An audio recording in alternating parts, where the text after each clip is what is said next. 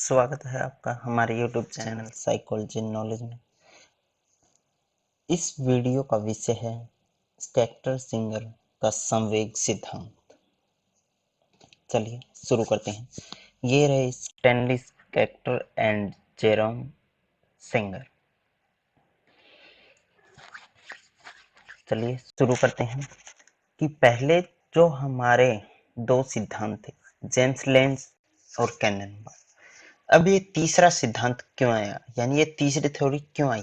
क्योंकि James length और cannon board के जो सिद्धांत थे, उन्होंने संवेग के यानी संवेग को पूरा डिफाइन नहीं किया था, यानी कुछ ऐसी कमियां रह गई थी उनके सिद्धांत में, जिसके कारण इस सिद्धांत का प्रतिपादन हुआ। ठीक है, शुरू करते हैं स्कैक्टर सिंगर का संवेग सिद्धांत।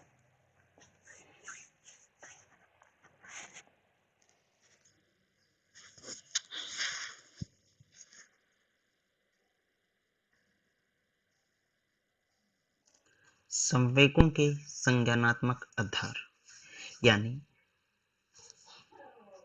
स्कैक्टर सिंगर कहते हैं कि हमारे जो संवेग होते हैं, यानी हमारे जो अलग अलग इमोशन होते हैं, वो उनके यानी उन संवेगों का कुछ बेस होता है। यानी हर एक इमोशंस के पीछे कोई ना कोई आधार होता है।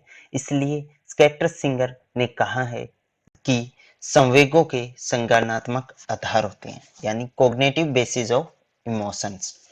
चलिए देखते हैं।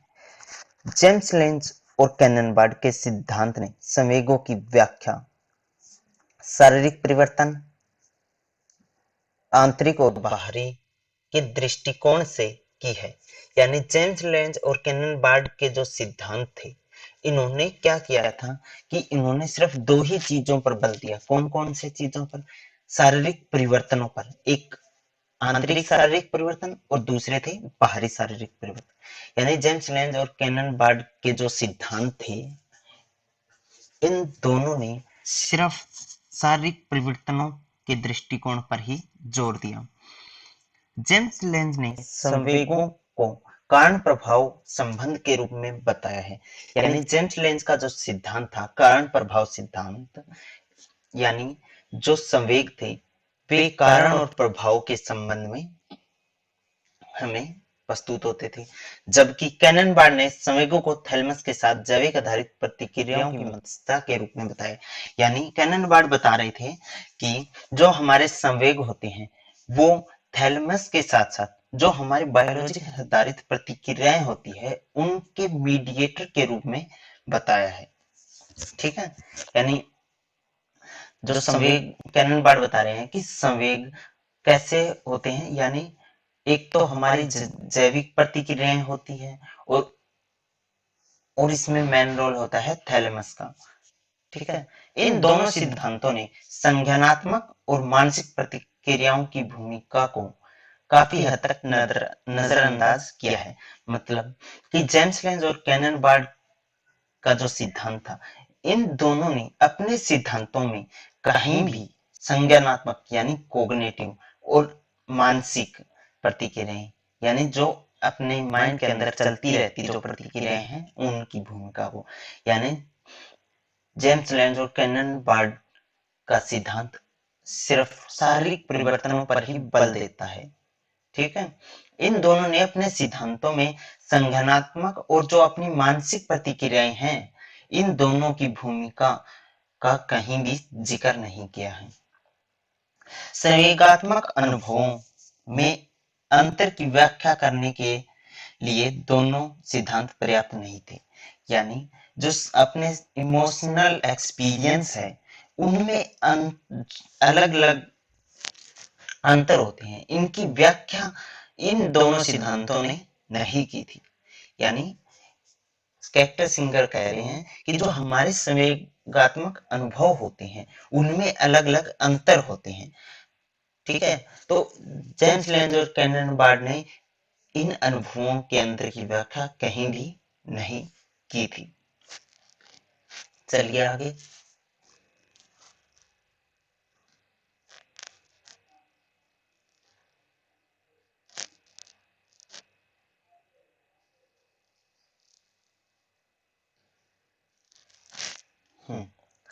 हम समान शारीरिक परिवर्तनों के बावजूद क्रोध और भय, आश्चर्य और उदासी के बीच अंतर कैसे करते हैं।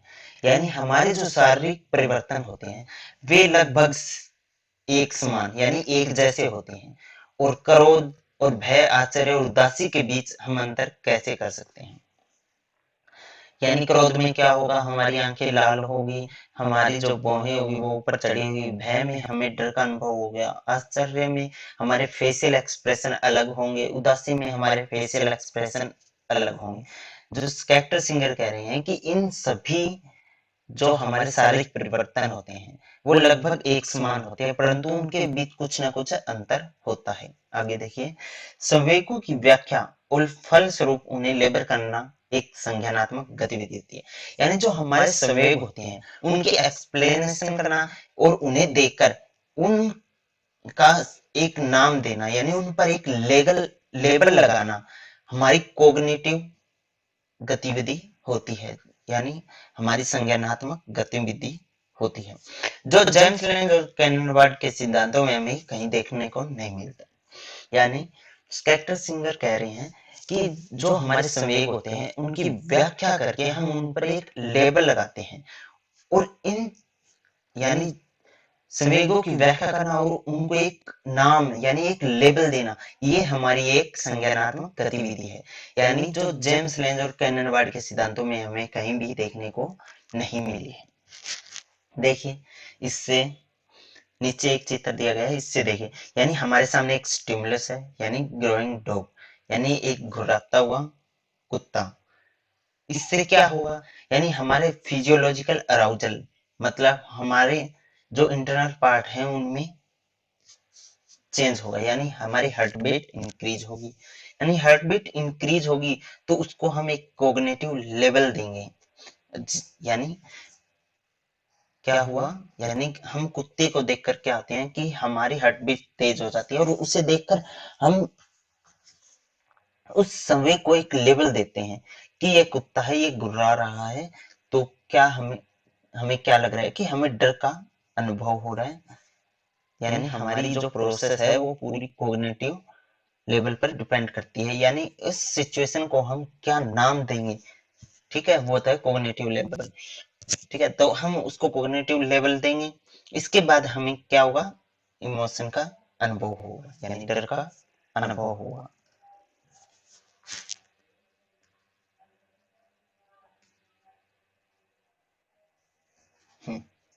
इन सवालों का जवाब, यानी जो हमने पीछे उस चित्र में देखा उनमें जो जो भी सवाल हमारे सामने उत्पन्न हुए उनका जवाब एक नए सिद्धांत के द्वारा दिया गया था।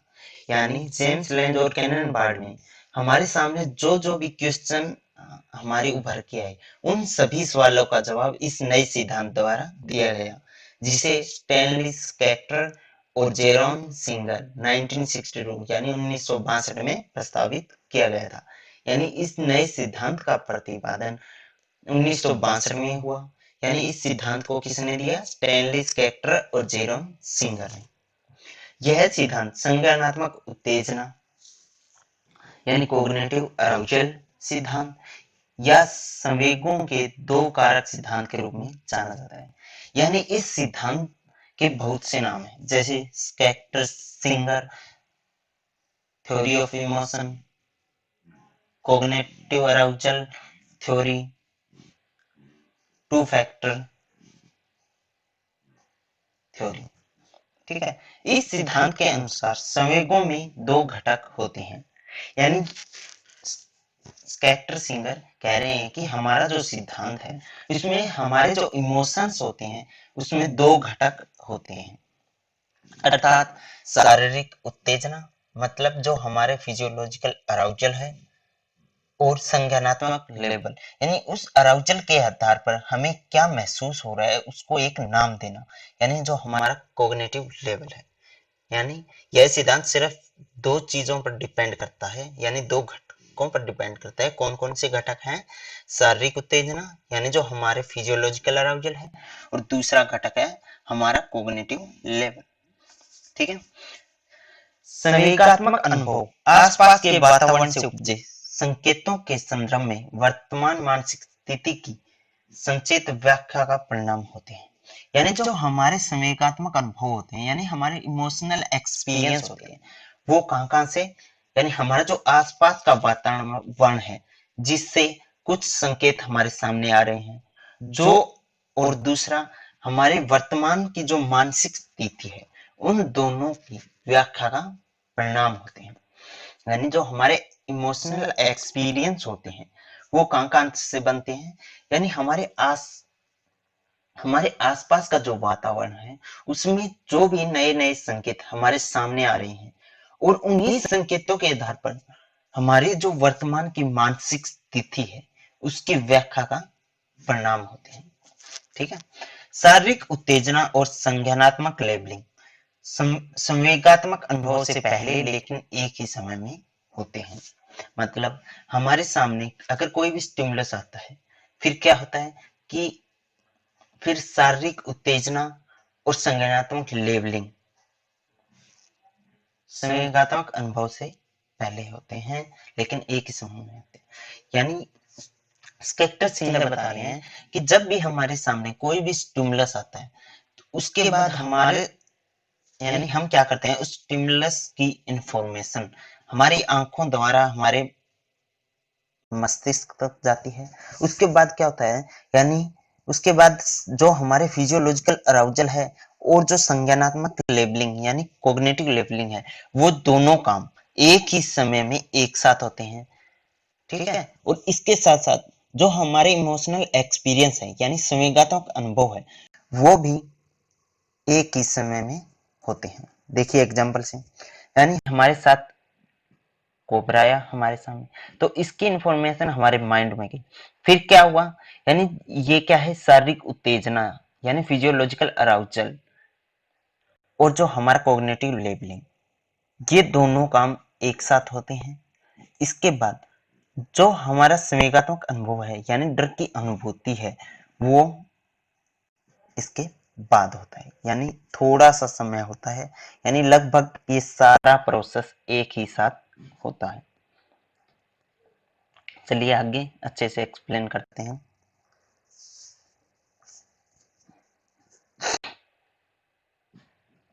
हम जानते हैं कि जब दिल तेजी से धड़कता है तो उस स्थिति में हम उत्तेजित, भयभीत या क्रोधित होते हैं। यानी हमने देखा है कि जब भी हमारी हार्ट बीट या फिर जो दिल की धड़कन है अगर वो तेज होती है तो उस स्थिति में क्या होते हैं, हम अराउजल होते हैं, भयभीत होते हैं यानी भय का अनुभव होता है, या फिर जब भी हमारी हार्ट बीट तेज होती है तो हम क्रोधित होते हैं। ठीक है। यह एक शारीरिक उत्तेजित अवस्था होती है, यानी हमारा जो दिल है उसका तेजी से धड़कना एक शारीरिक उत्तेजित अवस्था है। मस्तिष्क भारी पर्यावरण से निकलने वाले संकेतों को ध्यान में रखते हुए इस स्थिति की व्याख्या करता है। यानी जो हमारा माइंड है यानी हमारा जो ब्रेन है वो क्या करता है कि जो हमारा आसपास का पर्यावरण है या फिर वातावरण है उससे कोई भी संकेत अगर हमारे सामने आते हैं तो क्या होता है, उसको ध्यान में रखते हुए और स्थिति की व्याख्या करता है। उन्होंने सुझाव दिया है कि संवेगात्मक अनुभव के लिए उत्तेजित अवस्था की संचेत व्याख्या की जरूरत होती है। यानी जो हमारा संवेगात्मक अनुभव है उसके लिए क्या क्या जरूरी होता है कि हमारी जो उत्तेजित अवस्था है उस उत्तेजित अवस्था की संचेत व्याख्या जरूरी होती है। चलिए उदाहरण से देखते हैं। यानी अगर एक व्यक्ति गुर्राते बाघ के सामने आता है तो उसमें शारीरिक उत्तेजना बढ़ जाती है। यानी या तो आप किसी गुर्राते हुए बाघ के सामने चले जाएं या फिर गुर्राता हुआ बाघ आपकी तरफ आता हुआ दिखाई देते हैं तो क्या होगा, यानी आपकी शारीरिक उत्तेजना यानी फिजियोलॉजिकल अराउजल क्या होगा, उसमें तेजी होगी। जैसे अगर कोई भी बाघ आपके सामने आता है तो आपके जो दिल की धड़कन है वो बढ़ जाती है, जो आपकी सांस लेने की दर है वो बढ़ जाती है, और आपकी पुतलियों यानी जो आपकी पुतलियां हैं वो फैल जाती है। ये ऐसे कुछ शारीरिक उत्तेजना के कारण परिवर्तन होते हैं। यानी उत्तेजना के साथ साथ तुरंत यह विचार आता है कि यह डरावना होता है। यानी गुर्राते हुए बाघ को देखकर एक साथ क्या क्या काम होता है, यानी आपका एक तो फिजियोलॉजिकल अराउजल है, उसमें चेंज आता है, और दूसरा आपका जो कोग्निटिव लेवल है, मतलब उसको देखकर आपको यह लगता है कि यह डरावना है, वो क्या हुआ, कोग्निटिव लेवल है। यानी ये दोनों काम एक साथ होते हैं। उसके बाद क्या होता है, इसके बाद व्यक्तिगत रूप से संवेग का अनुभव होता है। यानी इन दोनों काम के बाद आपको संवेग का अनुभव होता है कि ये बहुत ही खतरनाक है, इसलिए आप क्या करते हैं, आप वहां से भाग जाते हैं। चलिए,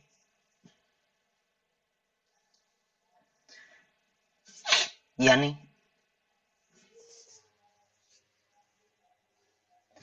स्केक्टर सिंगर ने यह सिद्धांत दिया और इसका एक प्रूफ भी आपके सामने दिया है, जो कि इस प्रयोग के आधार पर है।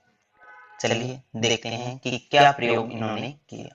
1962 में स्केक्टर और सिंगर ने यह साबित करने के लिए एक प्रयोग किया कि संवेग शारीरिक उत्तेजना और उस उत्तेजना की लेबलिंग द्वारा निर्धारित है। यानी स्केक्टर सिंगर ने 1962 में एक प्रयोग किया जिससे यह साबित किया कि जो हमारे इमोशन होते हैं वो शारीरिक उत्तेजना और उस उत्तेजना की लेबलिंग द्वारा निर्धारित होते हैं। यानी हम जो हमारे इमोशन वो जिससे यानी जो हमारे इमोशन होते हैं वो हमारी फिजियोलॉजिकल अराउजल यानी उस अराउजल के आधार पर हम उसकी संज्ञानात्मक व्याख्या करते हैं। यानी उस अराउजल के आधार पर उसको एक लेबल देते हैं और उस लेबल को निर्धारित करना ही संवेग होता है। तो इस प्रयोग में क्या किया कि कुछ पुरुष प्रतिभागियों को लिया गया और उन्हें बताया गया कि हमने एक नया विटामिन बनाया है जिसका नाम है सुप्रोक्सिन। ठीक है, और उस विटामिन को लेने के बाद आपको क्या करना है, एक प्रश्नावली के माध्यम से आपको प्रतिक्रिया देनी है। तो इसके बाद क्या हुआ, उन्होंने विटामिन सुप्रोक्सिन का इंजेक्शन देने के लिए यानी उनको झूठ बोला गया कि आपको एक विटामिन का इंजेक्शन दिया जाएगा। ठीक है, तो उनको विटामिन का इंजेक्शन नहीं दिया गया बल्कि उनको अपिनेफ्रिन यानी एड्रेनालाइन का इंजेक्शन लगाया गया, जो कि एक हार्मोन होता है। यानी जो हमारा शरीर होता है उसको उत्तेजित करने के लिए होता है। यानी जो एपिनेफ्रिन है वो एक ऐसा हार्मोन होता है जो व्यक्ति की जो व्यक्ति की जो आंतरिक शारीरिक परिवर्तन है उसको तेज कर देता है। तो इंजेक्शन के पश्चात क्या किया गया, यानी उन जो प्रतिभागी थे उनको दो अलग अलग रैंडमली समूह में यानी ग्रुप में विभाजित कर दिया गया और उनको अलग अलग कमरों में भेजा गया। यानी उनको रैंडमली अलग अलग समूह में विभाजित कर दिया गया और उनके लिए दो कमरे बना दिए गए। यानी एक ग्रुप को लेफ्ट साइड वाले कमरे में भेजा गया और दूसरे ग्रुप को राइट साइड वाले कमरे में भेजा गया। और उसके बाद क्या हुआ कि एक कमरे में यानी मान लीजिए एक टीचर को भेजा गया, उसे यह समझाकर भेजा गया कि आप इस कमरे में जाओ और आप उन जो प्रतिभागी थे उनसे कैसा व्यवहार करना है, यानी आपको गुस्से से भरा हुआ व्यवहार करना है, यानी आपको उन पर क्रोधित होते हुए व्यवहार करना है, यानी आपको उनके जो रिस्पॉन्सिव है उनको क्रोधित व्यवहार से कभी उधर फेंकने हैं कभी उधर फेंकने हैं। यानी आपको एक जबरदस्ती गुस्से से भरा हुआ सख्ती वाला व्यवहार करना है। ठीक है, और दूसरे कमरे में एक और दूसरे टीचर को भेजा गया और उसे समझाकर भेजा गया कि आपको इन प्रतिभागियों से खुशी वाला व्यवहार करना है, यानी हैप्पीनेस वाला व्यवहार करना है। फिर क्या हुआ, यानी उन दोनों कमरों में जो भी प्रतिभागी थे उनकी जो प्रतिक्रिया थी उनको कलेक्ट कर लिया गया और उनको बाहर निकाला गया। और सेक्टर सिंगर ने पहले ही अंदाजा लगा लिया था कि जिस भी प्रतिभागी को जैसा एनवायरनमेंट दिया जाएगा उसी के आधार पर उनका यानी उनकी जो शारीरिक उत्तेजना है उनके आधार पर उनका लेवल किया जाएगा। यानी उन्होंने अंदाजा लगाया था कि जिन प्रतिभागियों ने गुस्से में व्यवहार किया था उनकी जो शारीरिक उत्तेजना को हम क्रोध के रूप में लेबल करेंगे, और दूसरे कमरे में जहां टीचर ने खुशी से भरा व्यवहार किया था तो उन प्रतिभागियों की जो शारीरिक उत्तेजना है उसी को हम खुशी के रूप में लेबल करेंगे। यानी उन दोनों कमरों में जो भी प्रतिभागी थे उन सभी को एक समान एपिनेफ्रिन का इंजेक्शन लगाया गया था, परंतु उनकी जो शारीरिक उत्तेजना थी वो अलग अलग पाई गई थी। तो इस प्रयोग ने यह साबित किया कि जो हमारे सांवेगिक अनुभव थे वो पहले व्यक्ति के अंदर हुए शारीरिक परिवर्तनों का संज्ञानात्मक नामकरण करता है। यानी जो हमारे इमोशंस होते हैं, इमोशनल एक्सपीरियंस होते हैं, वो क्या करते हैं कि हमारे जो शारीरिक परिवर्तन है उनको एक हम कोग्निटिव लेवल करते हैं। ठीक है, ये तो था स्कैक्टर सिंगर का संवेग सिद्धांत। चलिए हम जल्दी से रिवाइज कर लेते हैं कि स्कैक्टर सिंगर ने क्या कहा था कि जब भी आपके सामने कोई भी स्टिमुलस आता है तो क्या होता है कि आप क्या करते हैं, जब भी स्टिमुलस आता है उसकी इंफॉर्मेशन हमारे माइंड में जाती है, तब दो चीजें एक साथ होती हैं। कौन कौन सी? एक तो फिजियोलॉजिकल अराउजल, जैसे आपकी हार्ट बीट तेज होना, आपको पसीना आना। ठीक है। सेकंड होता है कि आप उस अराउजल के आधार पर उसको एक नाम देते हो, स्पेसिफिक नाम देते हो। जैसे आपके सामने भालू आया तो आप उस जो शारीरिक उत्तेजना थी उसको आप एक कोग्निटिव लेबल देते हो कि यह बहुत ही खतरनाक है जिससे हमें डरना चाहिए। ठीक है, तो ये तो था डरना चाहिए। इसके बाद क्या होता है कि आप उसको कोग्निटिव लेबल देते हैं, उसके बाद हम क्या करते हैं, उससे इमोशन का अनुभव करते हैं। ठीक है, अब देख लेते हैं कि जेम्स लेंज, कैनन बार्ड और स्कैक्टर सिंगर के जो सिद्धांत थे उनकी तुलना। जेम्स लेंज ने क्या कहा कि उन्होंने कहा कि जो हमारे इमोशन होते हैं वो हमारे शारीरिक परिवर्तन के कारण होते हैं। यानी जब भी कोई स्टिमुलस आपके सामने आता है तो क्या होता है कि हमारे जो शारीरिक परिवर्तन है वो होते हैं, यानी हम उससे डरकर, यानी हम उससे दूर भाग जाते हैं।